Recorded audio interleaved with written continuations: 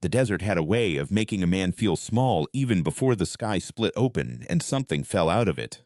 Cal Morrow had been back in Sulphur Flats for 3 days before he noticed the silence. Not the quiet of an empty town. Sulphur Flats had always been quiet, 3,700 souls rattling around in a place built for 10,000 when the copper mine still ran. This was different. It was the silence of something holding its breath. He noticed it first at the diner on Route 9, where Deb Haller had been slinging eggs and black coffee for 22 years and still managed to make it look like she hated it. She'd set down his mug without a word, turned back to the counter, and not once asked him how long he'd been gone or whether the knee was doing better. Deb Haller, who'd called the county sheriff when Cal left for the Martian surface survey 5 years ago, because she was convinced he was making a terrible mistake and somebody should stop him. He'd filed it under tired and let it go. The boy found him the next morning. His name was Marco. According to the single mother who'd watched him bolt across the gravel lot toward Cal's dusty pickup with something like resigned exasperation on her face. 12 years old, maybe 13, with a second-hand pair of binoculars around his neck and the kind of eyes that were always looking at something past the horizon. He wanted to know about the surface survey. He'd read about it, he said, in an article Cal had published in a geology journal 2 years back. I didn't think 12-year-olds read geology journals, Cal said. I'm 13, the boy said, and I read everything. His mother's name was Rosario. She apologized for Marco with the particular economy of someone who'd apologized for him many times before and had made her peace with the fact that the apologies were never really going to stop. Cal told her it was fine, he meant it. There was something in the kid's focus that reminded him of himself at that age, that hunger to find out what was underneath things, what held the shapes of the world together. They went out to the flats together the next afternoon, Cal and the boy, with Cal's good Nikon and Marco's battered binoculars. Marco talked constantly, the way kids do when they've been quiet too long around adults who don't listen. He talked about the mineral composition of the ridge, about the iron oxide striations in the cliff face that looked from a distance like rust weeping out of stone. He talked about how the desert was a record of everything that had ever happened here, if you knew how to read it. Cal let him talk. He was pointing the Nikon at a hawk riding a thermal when Marco grabbed his arm. What's that? It wasn't a question. It came out flat, declarative, the way people speak when they already know the answer is going to be something they don't have language for. Cal looked up. The cloud didn't move like a cloud. It was too coherent, too deliberate, dropping through the high blue like a fist closing. It was the color of a bruise, deep violet at the edges, almost black at the center, and it was spinning. Not the lazy rotation of a storm system. It was spinning the way a gyroscope spins, controlled, purposeful. It hit the ridge 2 miles north of them with a sound that Cal felt in his back teeth. Not an explosion. More like a pressure wave, the world briefly flexing in a direction that didn't have a name. And then the cloud was gone, and the ridge was different, and the air smelled like nothing Cal had ever encountered. Metallic and somehow wet, the way a shoreline smells in winter, 1,000 miles from any ocean. We have to go see, Marco said. We absolutely do not have to go see, Cal said. He took 17 photographs. Then they went to see. The rocks were wrong. That was his first professional assessment, standing on the ridge in the fading afternoon light, with his field kit open at his feet, and Marco crouching 3 meters away with the binoculars jammed against his face. The rocks scattered across the cliff base were wrong in a way that went beyond mineralogy. They were the color of deep-sea bioluminescence, that particular cool blue-white that living things produce in the dark. And they sat in the dust, giving off a light that shouldn't have been possible in direct sunlight. They were the right weight when he picked one up, maybe 200 grams, roughly the size of a grapefruit, but they were warm, not sun-warm, warm the way a battery is warm. A slow internal heat. He put it in his sample bag and told Marco not to touch anything. Marco, who had already touched 3 of them, held up his hands in surrender. They drove back to town in silence. Cal kept checking the rearview mirror. Not for traffic. Just checking. The power went out at 11 that night. He was sitting on the back porch of the house he was renting, which had belonged to his aunt before she moved to Tucson, nursing a beer and thinking about the sample in his kit. It wasn't darkness that got him. Out here you learned to sleep by 10, or you spent half the night listening to the things the dark did. It was the temperature. The moment the power died, the heat arrived, not gradually, all at once, like stepping into a room where something was on fire. He checked his phone thermometer. 94 degrees Fahrenheit at midnight. He drank 3 glasses of water and went back to the rock. Under his portable UV lamp, the sample blazed. Every facet of the thing, every crystalline plane, lit up a deep cobalt that made his eyes water. He turned the lamp off and it kept glowing, dimmer, for 47 seconds. He counted. Then it went cold. He called the geology department at ASU. The call connected, but no one answered. He tried the university's main line. Same. He tried his ex-partner Danielle, who worked Usgees in Tucson and got 3 rings and a dead line. He tried the county emergency line and listened to 15 seconds of static before the connection dropped. He sat with that for a moment. In the morning, the faucets ran dry. Cal spent the first hour of daylight trying to make sense of it practically. A broken main, a contamination shutoff upstream, the kind of infrastructure failure that happened to small desert towns with aging pipe systems and no budget for maintenance. He drove to the municipal well station at the edge of town and found it running, pumping, operational in every measurable way, and producing nothing. The pipes were drawing from an aquifer that was simply no longer there. He drove to the edge of town to leave. The truck died 40 yards past the city limit sign. Not stalled, not overheated. Died, as if the engine had been unplugged from reality. He coasted to a stop in the middle of the highway, put it in park, turned the key. Nothing. Got out, stood in the road, looked north and south and saw 2 other vehicles stopped in the distance. One headed in, one headed out. Both still, both silent. He stood in the heat and thought, the rocks are warm. He thought, something arrived. He thought, I need to find Marco. The boy was at the school, where maybe 60 people had gathered in the parking lot, because it was the largest shaded space in Sulphur Flats, and nobody had anywhere to go. Rosario was there, pale and tight-jawed, with a hand on Marco's shoulder that suggested she'd been keeping it there since morning. Sheriff Dalt Crane was there, 50s, big, the kind of calm that comes either from experience or stupidity. He was trying to organize search teams to check on elderly residents who couldn't get to the parking lot. Cal respected the effort. He pulled Crane aside and told him about the rocks, about the cloud, about what he'd observed. Crane listened. He had the particular expression of a man absorbing information that required him to revise his entire model of the world. You think it was a spacecraft, Crane said. I think something came down, Cal said, and I think whatever came down is still here. That was when the first person came back wrong. Ben Hooper had left for the ridge around 6 that morning, Crane said. Volunteers had gone out to check the water table, some idea about a collapsed aquifer, and Ben had been in the first group. He'd come back 2 hours later alone, which was the first thing wrong. He'd come back walking, which was the second, because the ridge was 9 miles away. He'd come back with dust on his clothes that was the wrong color. Not the tan brown of the flats, but a pale blue-gray that didn't belong to any soil within 50 miles. He was sitting on the curb outside the hardware store now, drinking a bottle of water someone had given him, looking at nothing in particular with eyes that were perfectly, precisely focused on something that wasn't there. Cal walked over and crouched in front of him.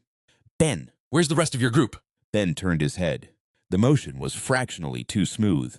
The kind of thing you wouldn't notice if you weren't paying attention, the tiny calibration error of a machine learning how bones work. They're coming, Ben said. They got tired. What did you find up there?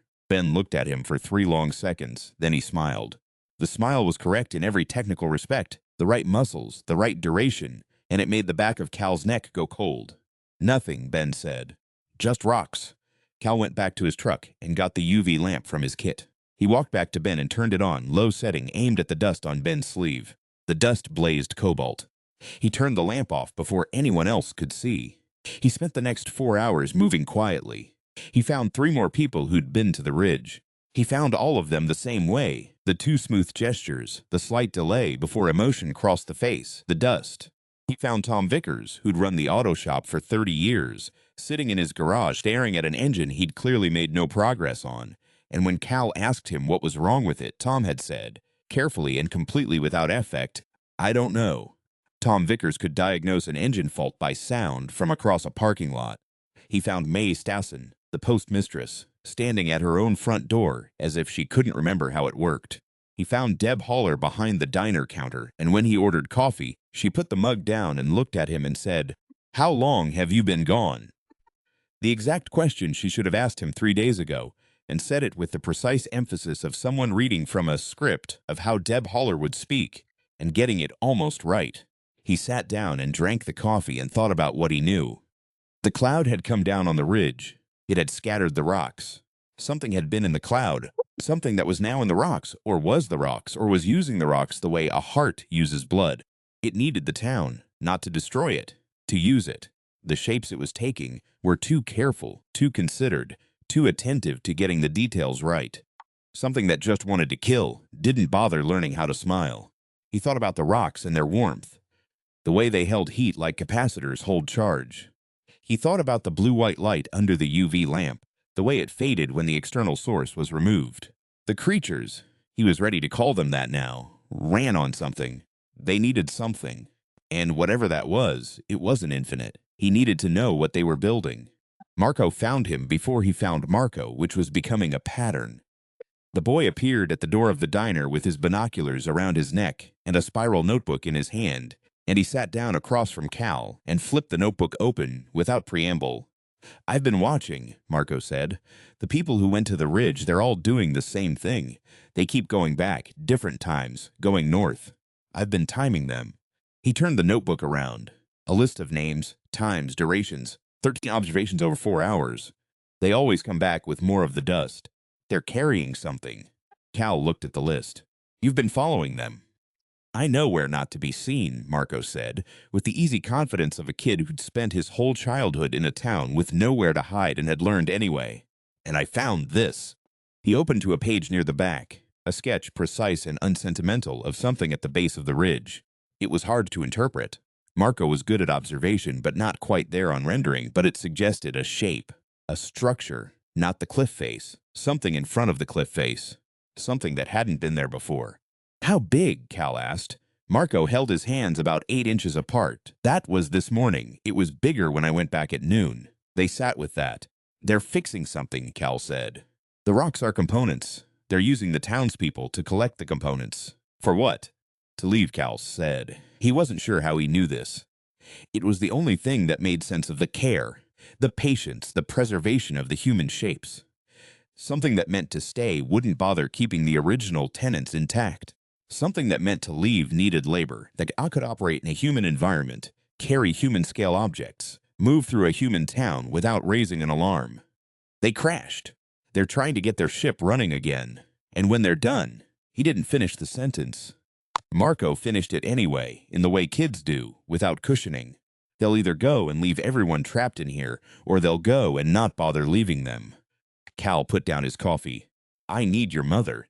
Rosario Vega had been an electrical engineer before she moved back to care for her father. She'd done 15 years with a contractor that built substations for the rural Southwest grid. She'd left because the hours were impossible, and single motherhood was impossible, and trying to do both was impossible. But she hadn't forgotten anything she'd learned. Cal laid out what he knew on the kitchen table of her small house, with the curtains drawn because 2 of the affected people had come down the street in the last hour. She listened without interrupting. It was a quality he noticed and appreciated. When he finished, she sat for a moment and then said, "If they're capacitors, if the rocks hold charge and release it on demand, then they have a threshold. Above a certain input, they'd saturate. Below a certain temperature, they'd discharge. How cold depends on the chemistry.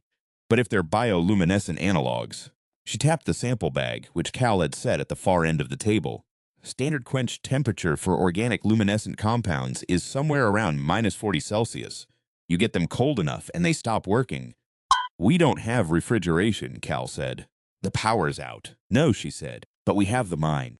The old Sulphur Flats copper mine had been inactive for 11 years.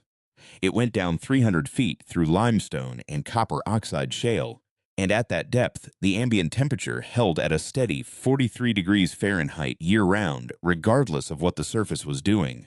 Cal had been down there once as a teenager, on a dare. He remembered the cold hitting him at the second level like stepping into a refrigerator. The mine wasn't -40, but it was cold, and cold might be enough to disrupt whatever the rocks were doing, and disrupting the rocks might be enough to disrupt whatever the rocks were powering. There was one other thing he needed. He found Crane at the school and told him enough, not everything, just enough, about the ridge, about the rocks, about what the rocks were doing to people. Crane was quiet for a long time. "How many?" he finally asked. At least 14 that I've confirmed. Probably more. The people they took over. Still there, Cal said, as far as I can tell. Whatever they're doing, they're wearing people, not replacing them.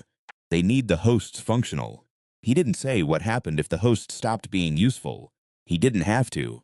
Crane pulled his hat brim down and looked out at the parking lot of people who didn't know they were sharing a town with something that had fallen from a sky 60 light years away. Tell me what you need, Crane said. What Cal needed was 14 volunteers who hadn't been near the ridge, a route to the mine that avoided the main streets, and enough time to figure out what exactly he was going to do when he got there. He had the first 2 within an hour. The third he was still working on. Marco walked beside him on the way to the mine, which Cal had specifically told him not to do. Your mother, Cal started, is coming too, Marco said. Rosario appeared at his left elbow, which answered that question. The path to the mine ran behind the old processing plant, through a channel cut in the caliche for drainage, invisible from the main roads. They moved in groups of 3 and 4, 15 minutes apart, Cal and Rosario and Marco in the last group. The heat pressed down like something physical. Cal's thermometer read 107. At the mine entrance, a corrugated metal gate stood padlocked. Crane was there already. He had a bolt cutter. The gate swung open with a shriek of metal on metal that made Cal's jaw clench. They went down. The cold rose to meet them at the first level, tentative and thin, and by the second level it was everything. A mineral cold that smelled of copper and water and time, the cold of a place that had never been warm. Cal watched the sample in his bag. Under the UV lamp, the blue light that had been constant since he'd collected it faded as they descended. At the second level, it was dim. At the third level, at the floor of the deepest shaft, it was almost gone. It's working, Rosario said quietly. Cal stood in the dark with the cold pressing against his skin and thought about angles. He had cold. He couldn't get the cold to the ridge. He couldn't bring a 1,000-year-old alien propulsion system down 300 feet of mineshaft. But he didn't need the cold to go to the rock. He needed the rock to come to him. He turned to Crane. Can you get to the ridge? It's 9 miles and 107 degrees with no vehicles, Crane said. He didn't say no. I'm not asking you to walk it, Cal said. I'm asking if you can get word to the ridge, to whatever's running those people. Crane looked at him steadily. You want to invite them here. I want to give them a reason to come here. There are 14 people in this town doing their work. Give them a reason to send those people somewhere. He looked at the walls of the shaft, at the copper-veined stone, at the dark branching off in directions that had taken 11 years to fill with cold. Something down here they need, or something they want to protect. He held up the sample bag. The rock inside was dark, inert, a dead and cooling thing. They're building a ship, Cal said, and I one of their parts. It took 2 hours to get word to the ridge. Crane sent a deputy on foot with a white cloth tied to a rifle barrel and a very clear set of instructions about what to say and what not to say. The deputy came back with a sunburn and shaking hands and reported that something at the base of the cliff had heard him and understood him, and that 3 of the affected townspeople were on their way. Cal spent the 2 hours setting up. The mine's old industrial ventilation system ran on a gravity principle, a series of metal duct channels connecting the surface intake to the lowest shaft, drawing cold air from below and hot air out from above. The fans were mechanical, not electrical. They still worked. Cal got Rosario on the ventilation controls and 2 volunteers with pickaxes breaking open the old rock salt storage at the second level, 2 tons of it. Pulled up decades ago when the salt was used in the ore processing. Now just sitting there in the dark, and rock salt was hygroscopic. It pulled moisture from the air, and moisture was conductive, and conductive was useful. He set the sample bag at the bottom of the lowest shaft. He stood in the cold and waited. They came in human shapes, all 3 of them, ducking through the gate in the easy, unhurried way of something that couldn't feel heat or exhaustion. Tom Vickers and May Stassen and someone Cal didn't recognize. A man in an out-of-town jacket that didn't fit the desert context, and hadn't yesterday either, which meant he'd been taken somewhere on the road in. They descended without lights. Cal could hear them, 3 sets of footsteps that were fractionally too regular, descending the switchback path of the shaft. He waited until they reached the second level. Then Rosario opened the ventilation doors. The cold didn't move fast, but it moved all at once. 300 feet of refrigerated air dropping through the shaft in a single slow avalanche of degrees. Cal felt it hit him, and his breath came out in a white cloud. The temperature dropped. It kept dropping. He watched the sample bag at his feet, and the rock inside it went dark. He listened to the footsteps above him stop. There was a sound then that had no reference point in any sound he'd ever heard. Not a voice, and not mechanical, and not pain. He wanted to say it wasn't pain, but something signal-like, a frequency his bones picked up before his ears did. Something that said, disruption. Interruption, the system coming offline. One set of footsteps started back up, then another. The third didn't move for a long time. Then it moved, slowly, going not upward but downward, toward Cal's level, toward the cold, and he stood his ground in the dark with a flashlight in one hand and a piece of equipment that Rosario had rigged from the ventilation components. Essentially a focused cold air jet, a directed cold, and waited. Tom Vickers came around the corner of the shaft and looked at Cal. Then Tom Vickers' face stopped being a face, not violently, the way ice melts, the edges first, then the structure. Underneath was not a horror. That surprised Cal. He'd expected horror. What he got was something that lived in the space between form and not form, a coherence that wasn't quite solid, lit from within by that same Bechabalt blue that was now very dim, struggling in the cold of the shaft. Cal aimed the cold jet at it and held the trigger. The blue light went out. What stood there afterward was not Tom Vickers, and was not the thing that had been wearing Tom Vickers. It was a residue, a shape in search of a shape. It held its posture for 3 full seconds. Something in it still organizing, still trying, and then it simply lost the argument. The coherence went out of it, the way a flame goes out, not dramatically, without a sound, and what was left on the floor of the shaft was a scatter of blue-gray dust that was already going cold. Cal stood with the cold jet running and listened to himself breathe. From somewhere above him he heard Tom Vickers fall. The host, it turned out, was fine, shaken, dehydrated. Horrified in the particular way that comes from waking up with no memory of the last 16 hours and finding yourself at the bottom of a mineshaft in the dark. But functional, coherent himself. They brought him up into the light. The other two had made it back to the surface before the cold reached them. They were already moving toward the ridge when Crane intercepted them. Not confrontationally, just blocking the road with his truck, which the still affected people seemed to understand was a boundary they weren't going to cross. Something in the system had registered what happened in the shaft. They stood at the edge of town in the bodies of May Stassen and the stranger from the out-of-town jacket, and they didn't move for a long time. Cal walked out to meet them. He walked out alone, which Crane strongly objected to, and he walked to within 30 feet of them and stopped. He held up the ventilation device in one hand and the UV lamp in the other, and he said, loudly and clearly, and in the voice he used when he was talking to something he wasn't sure could understand him, "You need those rocks. I've been to the ridge, and I know how many are left. I know your timeline. I'm not going to pretend I can stop you from leaving. You're going to leave, and that's fine. That's the goal. But you're going to do it without any more of my town. Whatever you still need, we'll get it for you. Whatever you left up there, I'll make sure nobody else touches it." He waited. May Stassen's face went through that slow transition again, the rental coming off, and what looked back at him through her eyes was not May and was not performing May.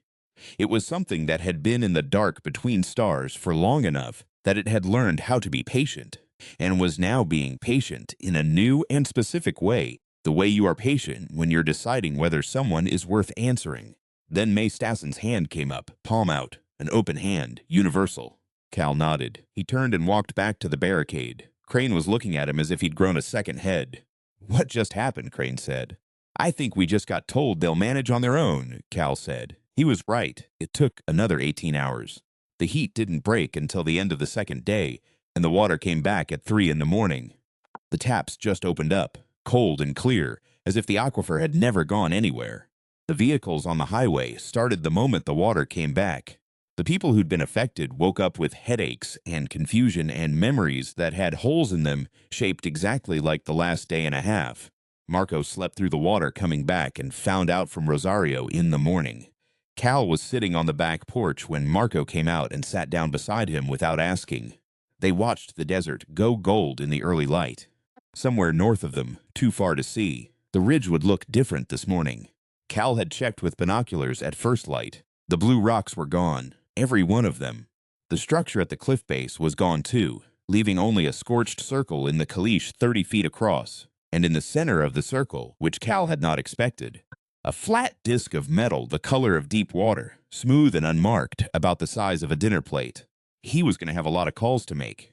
About that disk, about the mine, about the dust in the shaft that was already dissolving in the cold, into components he didn't have the chemistry to identify yet. He was going to have a lot to figure out. Do you think they made it? Marco asked. Cal thought about the hand coming up, the open palm, something that had been patient in the dark between stars. Odd. Yeah, he said. I think they made it. Do you think they'll come back? Cal thought about the disk, about the fact that something had left it. I think, he said carefully, that we gave them a reason to. Marco was quiet for a moment, turning that over. Then he picked up Cal's Nikon from the porch railing, the way he'd been doing since the first afternoon. Not asking, just picking it up, because some kids understand that certain permissions are implied, and pointed it at the horizon. Good, Marco said, and took the picture. The desert held its breath for a moment, then it exhaled. The heat was gone, the water was back. Somewhere in the mine, Tom Vickers was having breakfast and not remembering the dark, and Deb Haller was making coffee and almost certainly about to ask Cal how long he'd been gone, for real this time, with the exasperation that was actually concern. Sulphur Flats went back to being a small, ordinary, economically struggling town in the middle of a vast and quiet desert. 3,700 people in a place built for 10,000, all of them going about the ordinary business of being alive, with one difference. On the ridge 9 miles north, the scorched circle in the Kalish was going to be there for a while, long enough for questions.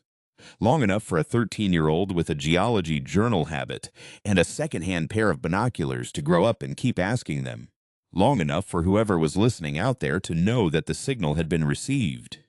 That humanity had been examined, had been found to be patient, had been found in the end to have an open hand.